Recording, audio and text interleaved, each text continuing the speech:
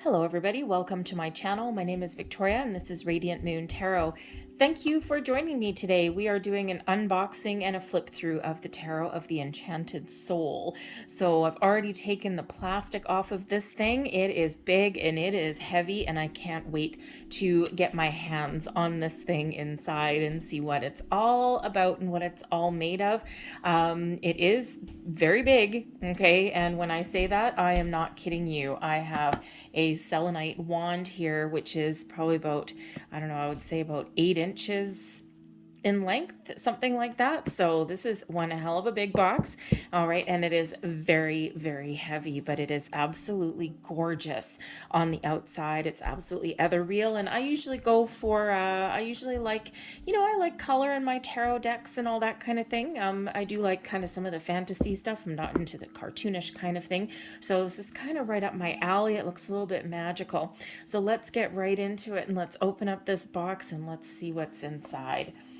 So nice little magnetic flap on that. I like that. I like me a good sturdy box. Not into the tuck boxes. It's not my jam. Anyways, look at this absolutely beautiful picture inside of this thing and look at this book. Wow, that is one hell of a book. It is big. It's how many pages? 144 pages long. Beautiful colors on it. Of course, the nice, beautiful, enchanting ethereal blue. Let's have a look on the inside a little bit. Got some nice sayings, a dedication. Let's see. I always look and see if the author has put any spreads or anything like that. I mean, I have my own spreads. I've been reading cards for a very, very long time, but I always like to see someone else's take on things. So it looks like we've got a basic spread there, 3-card. We've got 4-card spread, 5-card spread. That's always nice. Let's see, what else? A relationship spread. This is also sometimes a little bit of a horseshoe spread, depending on what you're doing with it. Hopes and dreams, hopes and dreams. That's excellent. We've got a Celtic cross. There's, of course, a number of ways to do a Celtic cross. Astrological spread. That's always handy. Let's see, a 16-card spread. You don't see that in a book very, very often. So that's beautiful. Nice color, full color book here. And let's have a look. Wow. That is one hell of an explanation for each card. We've got the Fool right here. We've got the keywords. Let's see, once upon a time, a little bit of a story. That's always nice. If you're learning tarot, one of the easiest ways to really attach meanings to cards is to come up with a bit of a story to relate to it somehow. So that's actually really kind of cool. We've got the general meaning as a person, the Fool as a person. So again, you don't really see that too often, especially in a book. And then you've got thoughts. So if you were doing a spread where this landed in your thought position, then that would certainly come in very handy. I do a lot of spreads where I do thoughts and feelings, and I do auspicious and inauspicious and things like that. So that's always nice. And again, if you're learning tarot, then that certainly comes in handy for you. Again, it helps you relate to things a little bit better. The Mentor, that would be the Hierophant. That's an interesting take on the word. We've got the Lovers card there. So beautiful, beautiful book here. Let's see. Yeah, even the court cards, or sorry, not the court cards, the minors, they have, your keywords and they've got your general meanings, and they also have thoughts by the looks of it for each one of them as well. So anyways, that is very handy. But let's get into the juiciness of it. Wow, those cards are big. Okay, let's pull them out and let's have a look. Thank goodness they're not as big as the box is. We've got, oh man, oh man, oh man. If you watch my channel at all, you will see I have numerous amount of decks that have the gilt edging on them. I am a sucker for anything shiny and anything sparkly. Oh, the back of those, look at that. You just kind of want to, you kind of want to get lost in that a little bit, don't you?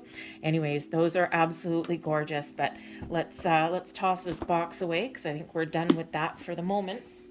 I'll say goodbye.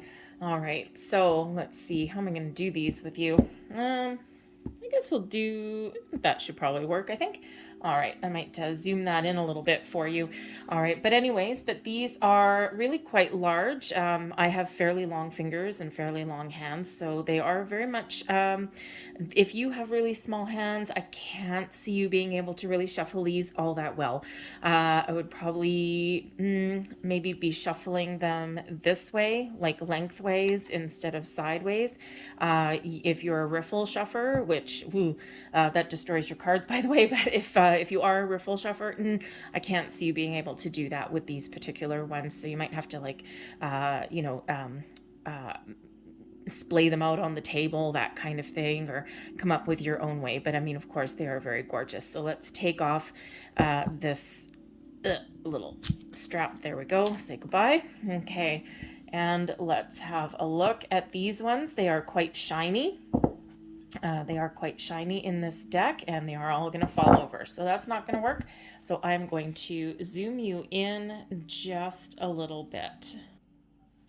All right, that's probably about as good as I'm going to get it. So they do have this very large border on them. If you are someone who likes to modify decks at all, I can certainly see how it would be very, very tempting to get rid of that border off of there because it is quite large. Some people don't need the keywords on the bottom, although again, they can come in fairly handy, especially if you just have a little moment of a brain fart somewhere along there. But of course, if you did trim them, you would get rid of the beautiful gold edging on there. So anyways, just something to keep under consideration. But there is the Fool card right there. These are very glossy. We've got some lights on overhead, so there's a little bit of a glare. But we've got the Fool card there. The Magician, very beautiful, very nice, very colorful. I like it. The High Priestess there also. We've got the Owl, which of course always accompanies that High Priestess there usually. But very nice, very colorful. The Empress, gorgeous artwork, gorgeous cards there. The Emperor. I'm going to go through these just a little bit faster. The Mentor, that's the Hierophant one that we saw already. I kind of like how they did this. We've got, instead of the Hierophant, which is traditionally shown with the Pope, right? And the Pope is, of course, Christianity and all that. But, but this it's more spiritual than anything else. So we've got Judaism on there, and we've got the cross there for Christianity and all that. We've got the Tree of Life there. So we've got a whole bunch of different things. So I kind of like how they did this. It's really more faith or spiritual based rather than some traditional structure. We've got the Lover's card. That is gorgeous. The Chariot. Strength. Nice dragon on there. I like that instead of the lion. That's kind of cool. We've got the Hermit. The Wheel of Destiny. That is very colorful, very gorgeous. I like that one. We've got the Justice card there. Oh, looks like a little bit mysterious there with that particular Justice card. So that's nice. Oh, interesting. The Hanged Man, instead of the Hanged Man, it's Perspective. So that's interesting with that one. We've got the Death card coming in right there. Temperance. The Devil. Always interested to see how they do the Devil. Of course, we've got someone looking like a temptress. We've got the horns coming out of the forehead. So certainly looks a little bit seductive. Okay, a little bit dangerous on that card. We've got the Tower here, okay, and that's certainly, someone's crown chakra being split right open there. So very, very powerful imagery on that one. The Star, what a beautiful, beautiful image on that one. That is gorgeous. The Moon, very vibrant. It's super colorful, this deck. Super gorgeous. The Sun coming out there, wow, that's eye-catching. The Judgment card. And the World card there. Got the World. All those blossoms all around. Beautiful. Ace of Cups. Two of Cups. 3 of Cups. penguins. I like penguins. Oh, I see. We've got, let's see, we've got a white dove on that one. We've got flamingos on this one forming a heart. That's cute. We've got the penguins here, so that's actually kind of cute. The Four of Cups right there. Where's the fourth cup? We've got three right there. I don't see the fourth one, and that's possibly the point. When I look at it a little bit further later on, I might be able to find that. We've got the Five of Cups there, looking a little bit dreary, but still with some hope and some promise on that one. Six of Cups, someone playing with paper boats in a pond. Seven of Cups. Ooh, the Eight of Cups. Ooh, that's quite intriguing imagery on that one. Leaving something in the dark, leaving something behind and going through to a white light through a doorway, through a portal. That's nice. The Nine of Cups. Look how happy that guy is. There we go. That's quite the jovial Nine of Cups there. Your wish fulfillment. That's beautiful. Your Ten of Cups there as well. We've got all these cups in the pond, but all in the rainbow. So that's really quite nice. Let's see the Page of Cups. The Knight of Cups. Okay, so we're missing a horse, but that's all right. You know what? I'd take him. It's okay. The Queen of Cups. Here we go. Kind of a little bit. Let me see. We've got a trident. There's under the sea, under the water. It's kind of cool. Ooh, I like him. The King of Cups. That looks quite fun, actually. The Ace of Swords. Two of Swords. There's those crossed swords there. The Three of Swords. Ouch, that's quite painful looking, but it's actually really quite beautiful in an odd way. You don't usually say that about the Three of Swords. We've got the Four of Swords there. The pesky Five of Swords. Sword suit is always fun, isn't it? We've got the Six of Swords there. I like what they've done with this one because they've made the boat, but it kind of looks like a crescent moon or something there. It looks kind of cool.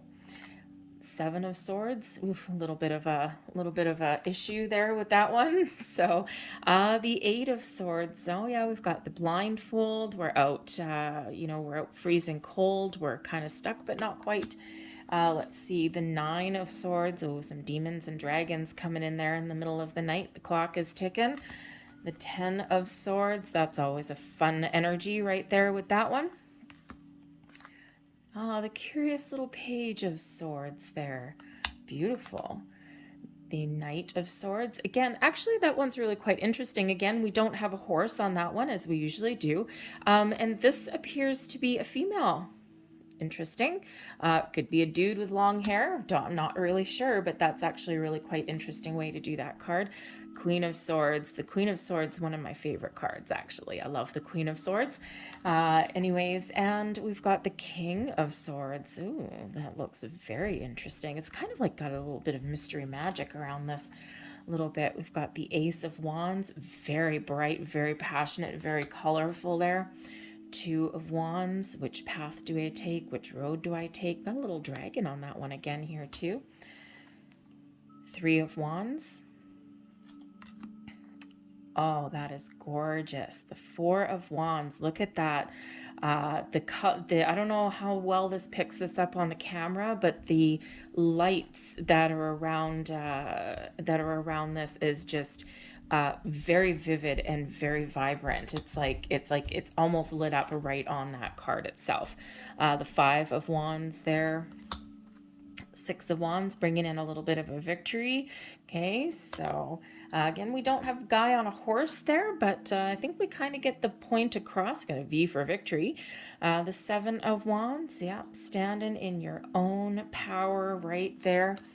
The Eight of Wands, full speed ahead, Mr. Sulu. Look at that one, just full steam ahead. The Nine of Wands, yeah, it's like, oh man. Let's see, the Ten of Wands there as well. The wand suit, wow, it's super, super vibrant. Just, it's like everything is just totally jumping off the page. So we've got the Page of Wands coming in there, bringing in a little bit of exciting energy. The Knight of Wands, okay. Knight of Wands, instead of a horse, we've got a speedy motorcycle there. The Queen of Wands, that's a very interesting imagery for that one. The King of Wands, oh, hello, we're hybrid. Excellent. That is a very interesting take on the King of Wands right there. Let's see, the Ace of Coins, beautiful, a gift for you. Two of Coins, okay, balancing on a unicycle, on a tightrope, holding 2 coins. Whoa, it's quite talented. The Three of Coins, Four of Coins, Five of Coins. Was a little bit dark in that one. Six of Coins, writing the scales there. Seven of Coins, we're in a tractor in a field. Yeah. Do I pick my crop now or do I wait until later? The Eight of Coins, that one's really interesting actually. They've embedded the coins into like a like stained glass kind of thing. That's really nice. Because of course that Eight of Coins is mastering your craft, right? And that certainly takes a little bit of craftsmanship there. The Nine of Coins, a little bit of luxury coming in. Ooh, the 10 of Coins. That looks very Christmassy to me. Christmas is one of my favorite times of the year, but yeah, that looks like Christmassy to me. We've got all these coins kind of hung up like stockings. Oh yeah, a wreath. There we go. Page of Coins. That looks a little bit steampunky, kind of with that one. The Knight of Coins. Oh, there's a horse. Okay, there is a horse with that one.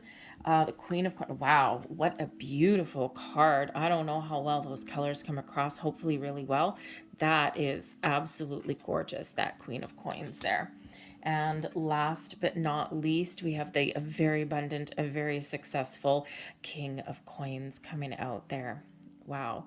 This, I got to tell you. So this is my first impressions of this. This is a beautiful deck. Absolutely gorgeous. Of course, it's got a whole bunch of check boxes for me that I absolutely love. I love gild edging. It's so glamorous, so wonderful. I just love using it. The colors on here are super vibrant. If you like Ciro Marchetti cards at all, this is a little bit similar. His tend to have a little bit more kind of circusy themes to them. This is kind of like a little bit fantasy, a little bit steampunk kind of thing. Really kind of intriguing, a little bit of a mixture of things there. So I love all of that. The colors, some of the imagery on here is just jumping off of the page. I adore that book. That book is wonderful. I'm gonna sit there and read that. I mean, I've been reading cards for a lot of years, but I still like to read a book. I still like to sink my teeth into that. The box is great. I love the good sturdy box. Probably my only kind of downfall with this particular deck here would probably be the size of the borders. I'm not the biggest fan of big borders on cards, not at all. Okay, but I'm not a deck modifier either. I don't know. To me it just seems like ruining some energy that's coming off there. But that's just me, a little bit superstitious, I guess. So I don't do that. But but if I could change one thing on this deck, I think it would be I would probably take away at least 3/4 of that border. I think a little bit would probably be okay. But that's probably a little bit too much for me. But they are big, they are large, but I do actually have a couple of decks that are larger. I've got some collectors and a couple of museum quality decks there, and they are impossible to shuffle. I can't shuffle those. They're even bigger than this. So I do them a different way, but I actually don't use them very often. But this I can totally see myself using all the time. I can see myself using this, especially on camera. All right, but it's beautiful. I can't wait to shuffle it, to cleanse my deck, to sage it, to christen it, and to dedicate it, and then finally to use it. And we'll see what kind of energy comes off of it. I'm liking it so far.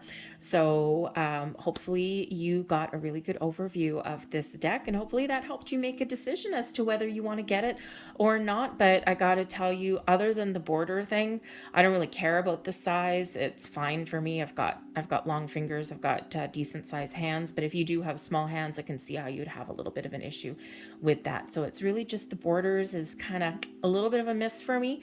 But otherwise, gotta say, I love it.